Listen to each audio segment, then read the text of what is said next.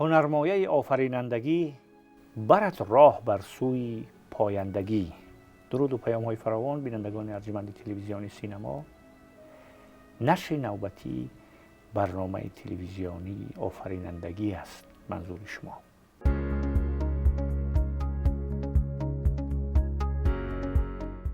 در این برنامه هم با حضور زبانشناس و کارشناس مسائل زبانی استاد دانشگاه ملی تاجیکستان فردوس نیازی صحبت میکنیم در اطراف زبان ملی و شرایط استقلال دولتی. تشکر فردوسی عزیز که دعوت ما پذیرفتید و سر میزی صحبت آمدید. فردوس، شما در دانشگاه هم به صفت استاد زبان سالهاست که کار میکنید و در سمت معاون صدر فاکولته هم هستید آید به تعلیم. از وضع تعلیم زبان هم با خبر، از وضع تعلیم علم های فیلولوژی هم خوب آگاهی دارید و از اینجا شروع کنیم که زمان صاحب استقلالی که از سال 91 شروع شد تا امروز دوام دارد، چند سال میشه، 34 سال شد که ما در زمان صاحب استقلال زندگی میکنیم. البته در مرحله اولش با درگیری ها رو برشتیم و طول 5 سال زیاده از 5 سال درگیری های جنگ شهروند تحمیلی شهروندی ما رو آزار دادن، اذیت دادن. لیکن با وجود این زبان ما حرکت کرده توانست که بازسازی کند خودش و به یک مجرا و مسیر درستی در آینده حرکت کند. فردوس، از همینجا سر میکنیم که زبان ما در زمان صاحب استقلالی چی وضع روز داشت و از او زمانی از ابتدای عصر 20 زمانی که انقلاب بخارا شد و از تغییر یافت، نظام دولتداری تغییر یافت، نظام سوسیالیستی آمد، از اون چی فرقیت‌ها شده، چی کارا شد در زمینه زبان. خب ببینید، واقعا استقلال به زبان تاجیکی مرحله استقلال، مرحله زمانی صاحب استقلالی کشور مرحله نو بازگویی کرد برای زبان تاجیکی. واقعا در پس از صاحب استقلال گردیدن، اگر تا زمان استقلال زبان تاجیکی همچون مقام رسمی دولتی گرفته باشد، دوره عملیات تصویب همین قانون در زمان صاحب استقلالی کشور راست آمد که واقعا در این دوره آموزش زبان بیشتر جدی کرده شد. یعنی از ابتدای سالهای 90 تا به امروز در همه مؤسسه های تحصیلاتی عالی کشور زبان تاجیکی همچون زبان رسمی دولتی تعلیم داده می شود. در همه نوابسته از آنی که کدام گروه هستند، زبان تاجیکی همچون زبان رسمی دولتی در همه گروه ها با همچون فنی تعلیمی تعلیم داده می شود، تدریس کرده می شود و این امکانیت خوب است برای اون که یعنی ما از مسیری رشد زبان دور نشویم. و امروز زبان دولتی تاجیکی جایگاه خود را یک درجه برقرار کرد، لیکن باز هم تهدیدهای زیادی حتما وجود دارد، چون که ما در یک مرحله بسیار حساس قرار داریم که امروز زبان و فرهنگ همچون عنصری سازنده دولت‌های ملی، این هم زبان تاجیک هم از این حوادث اجتماعی فرهنگی در کنار بودن نمیتواند. و خوشبختانه در این زمان یعنی با ابتکارات حکومت تاجیکستان، قانون جمهوری تاجیکستان درباره زبان دولتی قبول گردید سال 2009 که این هم یک گردش کلیه برای باز هم تقویت دادن موقع زبان دولتی یعنی سبب گردید و امروز این قانون در عمل فعالیت میکند.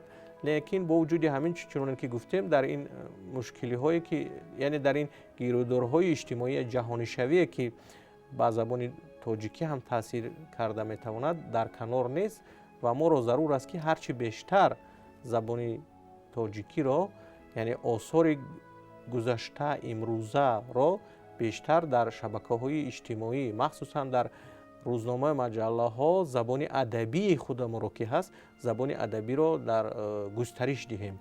یک دوره نابسامانی هایی که در سالهای 92 جنگ تحمیلی بود، یک درجه گسترش زبان ادبی هم یک درجه یعنی ناجور گردید و امروز ما را ضرور است که همون مشکلی های یعنی زبان ادبی گفتاری خود را بیشتر تقویت دهیم. یعنی کلمه های سرایی که در لهجه های زبان تاجیکی هستند از آنها انتخاب کرده برای تقویت زبان ادبی بیشتر کوشش کنیم که در این سمت باید ما را ضرور است که از جهتی بیشتر کنیم، زیرا که تاثیر همون جنگ تحمیلی هم به زبان تاثیر کرد و من فکر میکنم که باید در این سمت تحقیقات الوهیده انجام شوند. امروز در یعنی گفتاری جوانهای ما بعضی سلنگ ها، بعضی اون یعنی کلمه های وروری استفاده میشوند که هیچ درشت و دغل هستند که هیچ یعنی بعضا وقت انسان اندیشه میکند که ما اینقدر آثار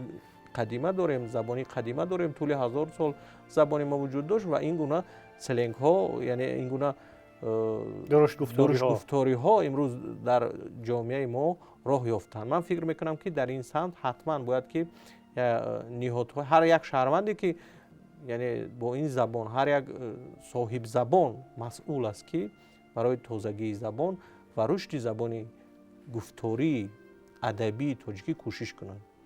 در یادتان هست فرد از وقتی که قانون زبان، قانون جمهوری شورای سوسیالیستی تاجیکستان در زبان و تصویب رسید 1989 در حاشیه همین دو قانون که در پرتو همین دو قانون کمیسیه تطبیق قانون زبان بود تأسیس یافت و بنیادی زبان فارسی تاجیکی و در زمان مثلا صاحب استقلال در خاطرتان باشد همین کمیسیه وجود دارد، همین بنیاد هم امروز هست. امروز این کمیسیه تطبیق قانون در همه مؤسسات هست، لیکن فعالیتش مؤثریش اونقدر نظر رس نیست. به خاطر چی میگم من که حالا هم ما در گردش های بسیار اجتماعی زندگی میکنیم، یعنی نمیتوانیم که بدون زبان های اطراف ما یعنی فعالیت کنیم، اما باز هم ما رو ضرور است که برتری به زبانی دولتی در همه سمت ها داده شود. متاسفانه عامل های اجتماعی و سیاسی و فرهنگی و گسترش زبان تاجیکی هم امروز خلل وارد کردند. لیکن با وجود همه این حکومت، دولت همچون تنظیم کننده روند اجتماعی و سیاسی و فرهنگی وظیفه دار است که قانون را به تصویب رساند که برتریت به زبان دولتی رسمی داده شود. هست این در قانونگذاری، اما مکانیزم تطبیق آن باید دیگرگونه کرده شود. یعنی امروز از هر یک شهروندی تاجیکستان، از هر یک صاحب زبان را ضرور است که در زیر شعورش، در اندیشش آن باشد که این ملت، این سرزمین با این تفکر، با این زبان رشد میکند. فردوس در یادتان هست در زمان صاحب استقلالی سال 98 برای تصویب قاعده های املای زبان تاجیکی چقدر بحث ها شد.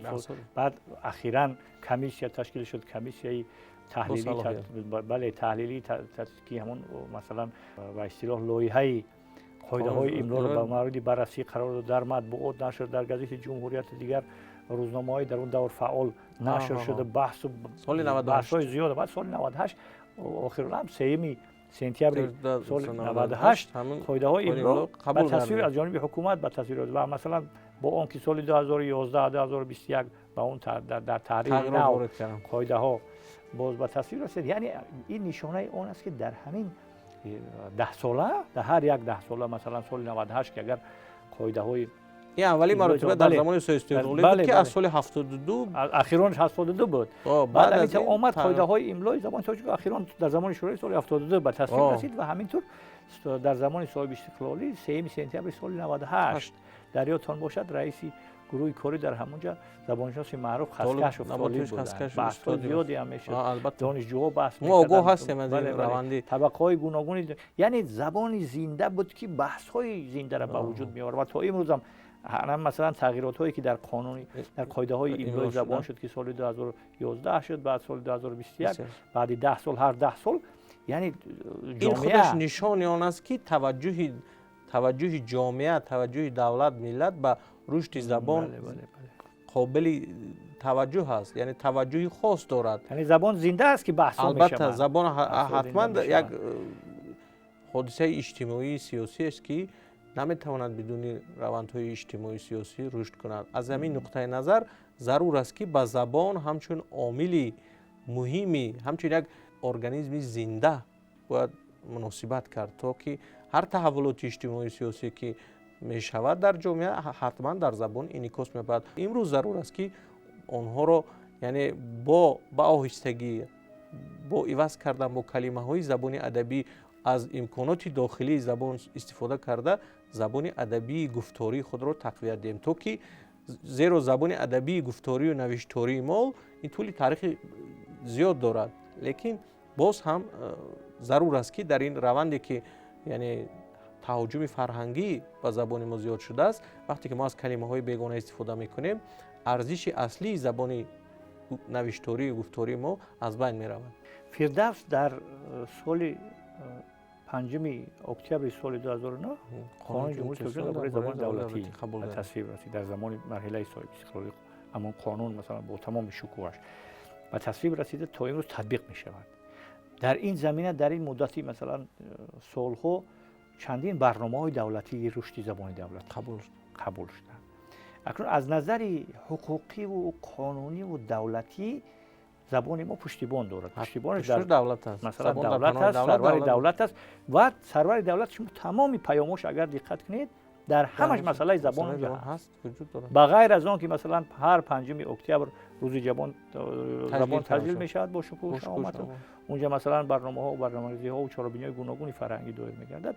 تاکید سر همین است که زبان و ارزش‌های ملی و فرهنگ ملی حفظ کرده شود، در توأمی حفظ کرده شود. اکنون شما که در دانشگاه کار می‌کنید، محیط دانشگاهی در فاکولته سخنشناسی فعالیت می‌کنید، زبان و ادبیات فعالیت می‌کنید و اونجا سمتی معاون دکان هم دارید. وضع در اونجا چگونه هست؟ وضع در فاکولته و در دانشگاه‌ها، در محیط دانشگاهی. ببینید امروز چنانه که شما قید کردید، واقعا آموزش تدریس زبان دولتی براه مانده شده است، لیکن باز هم مشکلی در آن است که امروز ما در یک جامعه باز زندگی می‌کنیم، یعنی توجه خوانندگان به زبان‌های غیر زیاد شده است. این طلبات زبان است البته، لیکن من فکر میکنم که برای آنکه زبان دولتی رشد کند باید ضرور است که وکالت‌های بیشتری به کمیته زبان و اصطلاحات داده شود، چون که تواند که یک کمیسه تشکیل کند که در منطقه‌ها، در مکتب‌ها وابسته به یعنی گسترش زبان دولتی کارهای زیادی را، یعنی تبلیغ زبان دولتی رو براه ماندن ضرور است، چون که ما در یک زمانی هستیم که فرهنگ‌های بیگانه، زبان‌های بیگانه به زبان برخوردهای تمدنی که هست، یعنی به زبان ما تهدیدهای زیاد است. از اونه که زبان دولتی در مکتب‌های میانه حداقل در مکتب‌های عالی در یک هفته در اختصاص‌های غیر فیلولوژی 3 ساعت است، یعنی در یک هفته 3 ساعت تدریس کرده می شود. در داخل فاکولته فیلولوژی باشد، یعنی قسم به قسم زبان ادبی تاجیکی آموزانده می شود، تاریخ زبان آموزانده می شود، زبان ادبی امروزه تدریس کرده می شود، لیکن این حالا هم کم است. طرز تکلم و گفتگو چی؟ طرز تکلم گفتگو باز هم تاثیر فرهنگ بیگانه است. امروز سازنده تفکری ما رسانه ها شدند، رسانه های بیرونی خارجی که امروز در محیط ما فعال هستند. ببینید اینترنت امروز یک زبانی دغل گفتاری در اینترنت است که خواه ناخواه به زبان ادبی گفتاری ما تاثیر منفی خود را میرساند و از این نقطه نظر یک درجه بیشتر باید کار کرد. یعنی مکانیزمی، یعنی پاک و بی‌آلایش نگاه داشتن زبان ادبی تاجیکی را از سر نو باید بازبینی کرد تا که زبان ادبی تاریخ 1000 ساله داشته ما باز همون اصالت اصلی خود را به دست دارد. اون چیزی که تدریس داده می شود البته کم است برای رشد کردن زبان، لیکن نباید فراموش کرد که پیش از آن که زبان خارجی رو شما می‌آموزید حتما باید زبان مادری خود را، زبان دولتی خود را از خود کنید، چون که وقتی که انسان با زبان مادری خودش تمام عنصرهای آن را می‌داند، تمام قاعده قوانین آن را می‌داند، برای آموختن زبان خارجی با او یعنی امکانیت او زودتر می‌تواند که زبان خارجی را از خود کند. در این سمت هم من فکر میکنم که باز هم تقویت بیشتر دستگیری دولتی هست، قانون ها هستند قبول شدن، تنها از هر یک شهروند، هر یک ساکن تاجیکستان یعنی تقاضا می شود که هویت ملی خود را تقویت داده برای رشد زبان ادبی خود کوشش بخورده. همکاری ها چه خیلی است فردوس؟ همکاری ها رابطه امروز کمیته زبان و اصطلاحات، کمیته زبان و اصطلاحات البته با اون اقتداری که امروز هست، با اون مثلا کنفرانس ها برگزار میکنن، همکاری هست بین دانشگاه ها برای تنظیم اصطلاحات. با وجود همه این همکاری ها رو تقویت دادن ضرور است که یعنی تطبیق علمی، تطبیق عملی علمی زبان بیشتر باید براه مانده شود. یک سوال آخر فردوس جان، اکنون برنامه ما که آفرینندگی نام دارد، زبان هم یک پروژه آفرینندگی است. مثلا مهارت و هنری گویشی و گفتاری مردم جامعه هست و چگونه رساندن همون پیام، چگونه عرض داشتن مطلب و چگونه با کدام هنر یا که مهارت های ملت میتواند که عرض داشتش و نظرش و برداشتش به جامعه، خبرش را به جامعه رساند و از خودی مثلا روشنفکرا و زیایای ملت بستگی دارد. سر همین مثلا تمرکز کنیم. سوال ما هم سر همین است. ببینید یک فیلانتروپ بسیار مشهور آمریکایی تاکید میکند که از همه انسان موفق امروز در جامعه انسانی نفر به حساب میرود که با زبان مادری خودش کلمه های زیاد را با معناهایش میداند. زیرا انسان از مناسبت است، تمام آفرندگی انسان از مناسبت است که مناسبت انسانی را پیش از همه زبان به وجود میارد. در این روند حتما آفرندگی زبان همیشه نقش محوری داشت، چون که انسان از ابتدای زندگیش تا به انتها همیشه از مناسبت با جامعه با اطرافیانش است که همین مناسبت انسان را با جامعه با اطرافیانش زبان به تنظیم میارد و زبان کلیدی همه موفقیت های انسان در طول حیاتش به حساب می رود. تشکر زیاد فردوس گرامی. ما باور داریم که باز با دست دادن فرصت امکانیت ها حتما سر موضوع صحبت میکنیم و در عرفه روز زبان هم یک صحبت که هم دایر خواهیم کرد. بار دیگر تشکر که دعوت ما رو پذیرفتید و یک صحبت هم کردید از وضع زبانی ما در محیط دانشگاهی نام اطلاعات نافع رساندید. بینندگان ارجمند، رسیدیم به پایان برنامه. لحظه خوش روزگاری بر دوام، دائما ایامتان بادا بکام. روزگاری خوش بر دوام و ایام بکام.